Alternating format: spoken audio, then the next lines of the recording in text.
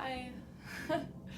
It's been a while. All of my videos are beginning to start off with those words because there's been a huge gap between each upload I've been doing, especially with YouTube. I've definitely taken a break. And yeah, it's felt good in general to take a break from the consistency of social media. I, as usual, have no idea what I'd like to share, but I just know that whenever I get the sensation that it's time to share what I've been integrating and learning internally, it's time. And so I guess the primary basis I'm going to explain, just the personals, I guess. Not entirely, but a little bit of the personals of my life, and the theme of that has been change. And I want to just talk about how change is, as many of you know, the only consistency that we'll ever really experience in this life, the only truth that will resonate in permanence throughout our existence. And we see it all around us every single year. Fall is, with change comes the death, and fall brings upon that theme very heavily. Fall and winter, the seasons are an incredible symbol and metaphor for personal lives and the experiences that we open up to. And as fall enters my life, going into winter, I always struggle really hard. I don't know about you guys. I don't know if it's just the weather or it's just, I don't know, every single year for the past, I'd say 7 years, it's always a difficult time for me. I think it's a beautiful time. Visually, it's so beautiful. But emotionally, I don't know exactly what it is, but I start to feel that things in my life begin to change and alter. They slow down in a way where sometimes it's a bit uncomfortable. And I can see it all around me, like my houseplants. You probably can't. I'll bring this one in.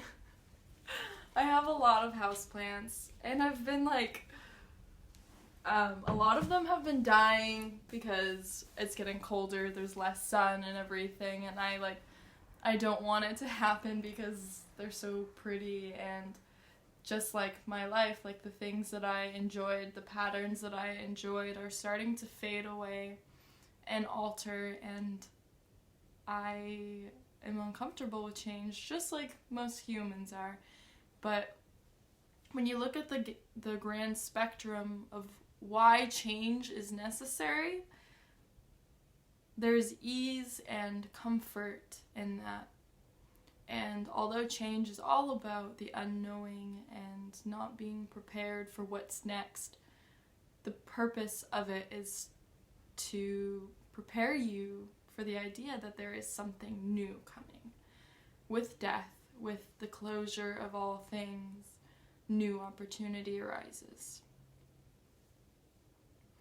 And I cannot express this enough because it's this will be a theme and a pattern that will never ever stop throughout all of eternity. That is the basis of reality, is birth and death. And then obviously there's the middle ground of that sustainable energy that, that brings you to that stillness and the comfort of experiencing the creation and the death. But regardless, we can't escape it, and I guess the lesson is to just go with the flow and to know that everything is divinely planned and created. And it's difficult because in our lives we experience so much pain, and to sit with that pain and then to say, oh, it's necessary, oh, it's divinely orchestrated, seems insane sometimes, because we would think rationally in our minds, why would God or the universe or even myself want to create so much pain in order to experience beauty? But I've known this for a while, and I've been aware of it for a while, but lately it's because I've been in the relationship that I am, I'm starting to really understand it and to integrate it, and starting to really feel that pain and beauty and light and dark are so necessary for each other. They're so necessary. They're almost the same thing. It's really strange. I actually did this painting. I might bring it in here at the very end of this video. I'm not done with it, but I think it says on there. Actually, I forgot what it says, but it's about love and pain being the same or something. And that returns back to the idea of these seasons of our lives and these changes, because it's like we see these death, the leaves falling, the coldness, the darkness of the sky, and that's the death that we would associate with all things. And we get afraid because it's cold and it feels harsh and uncomfortable. But with that darkness and with that alteration in the environment, it allows for there to be a time when there is things blossoming and springing up from the ground, and it is so necessary. All of these seasons and all of these alterations that we experience in this life, and it's so hard. Like, I wish I could like hold people and hold myself and just be like, it's okay, you will make it through this, and all things pass. And that is the only thing that seriously rings truth in your life, is that all things do pass, no matter if it's beautiful or ugly. And like that's what can get you through the darkness, but also brings you to the darkness at the same time. Because when you're experiencing the beauty and there's a forethought saying, this too shall pass, it makes you a little bit sad, and that's why I get depressed sometimes. And then there's also the forethought that when you're in the depression and you consciously are aware that this too shall pass and there will be light again, it brings you peace. And it's like, what an ironic little situation that is. Like, how dualistic and paradoxical. Like, that's crazy that it's so opposite, but yet so much truth.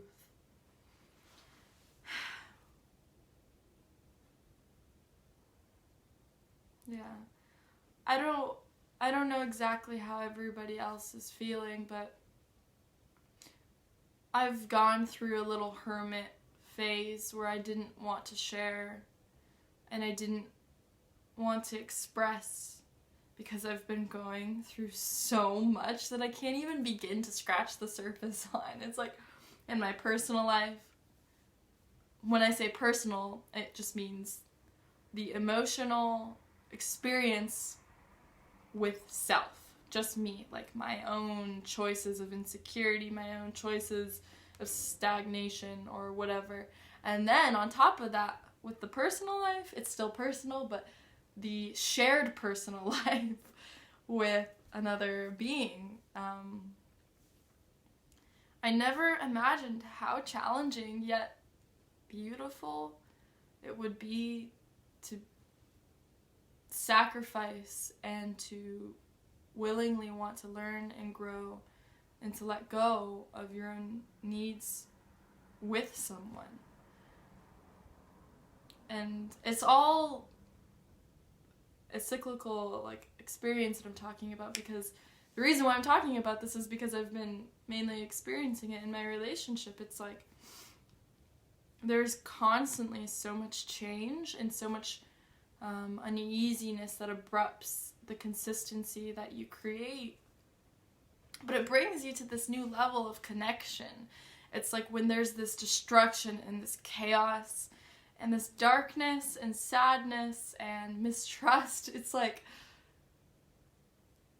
you have the opportunity and the choice to confront it with yourself and then to confront it with that person. And the choice lies within, do we want to alter our consciousness together so that we can grow and move past this, or hold it against each other and be victims? And ultimately, I feel like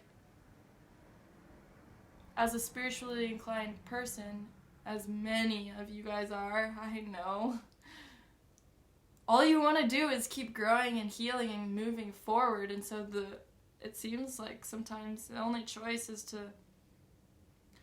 work through things and to not just give up and walk away and then push it away and pretend like it never existed. Because I've done that so many times in my life and in my relationships. Like, I never voiced my pain, and the other person never voiced their pain.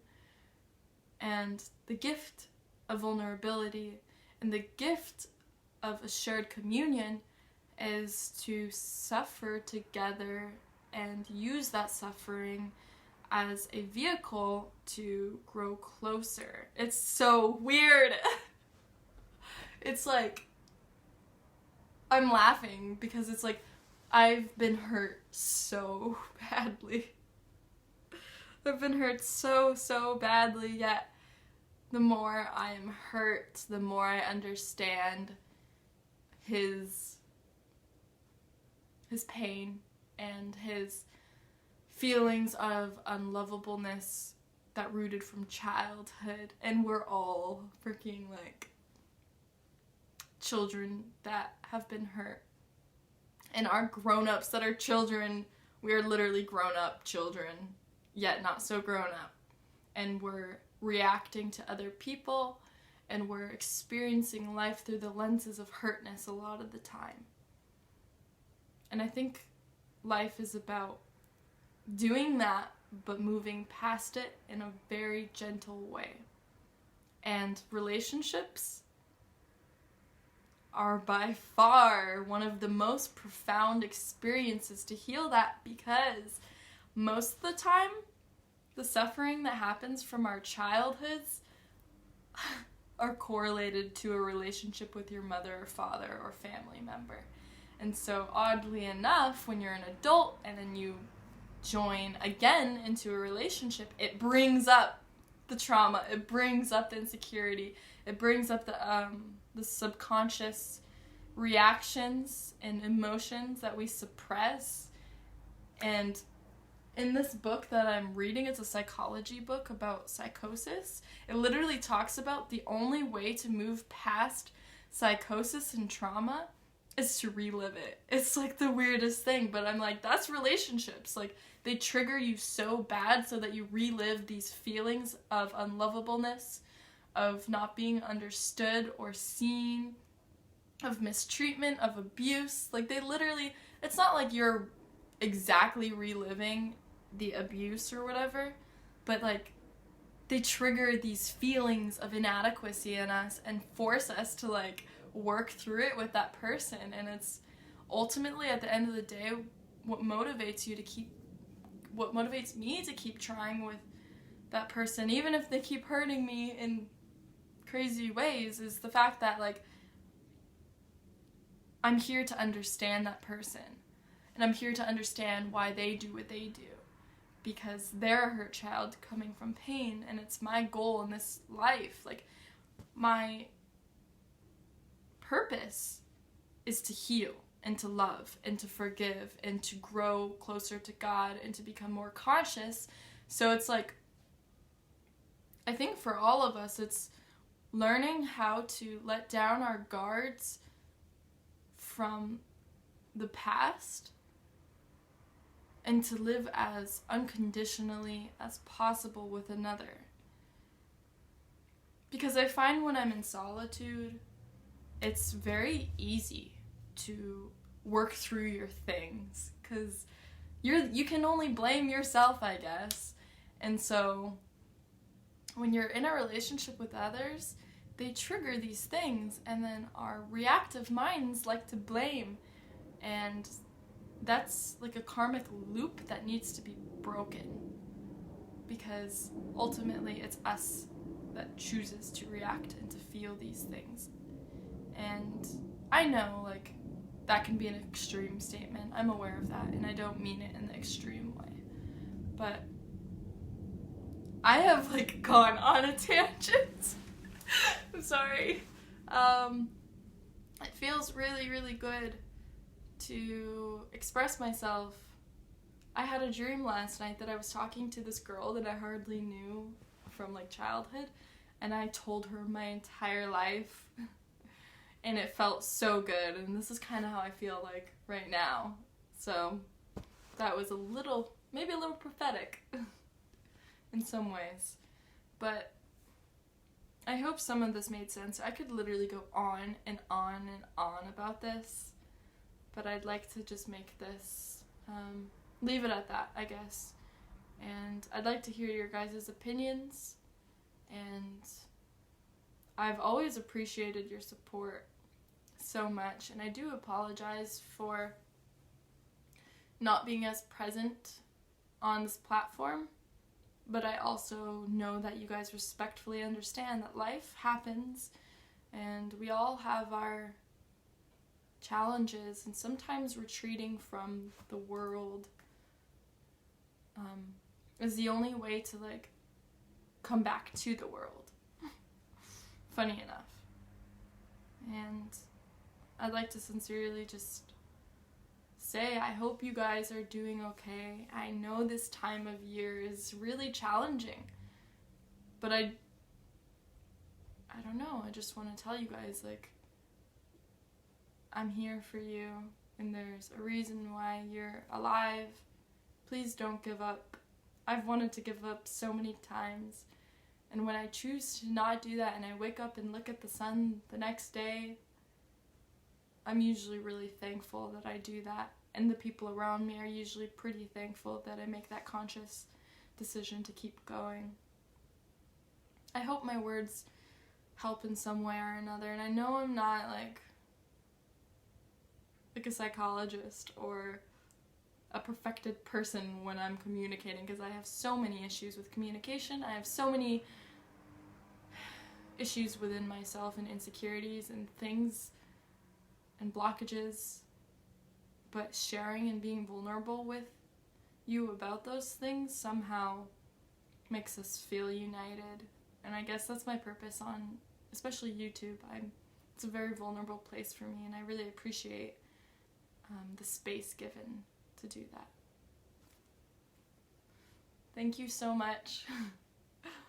I hope to make another video soon, but as you all know, it just happens when it happens, so I hope that's okay with you guys. And like I said, I hope you're doing well.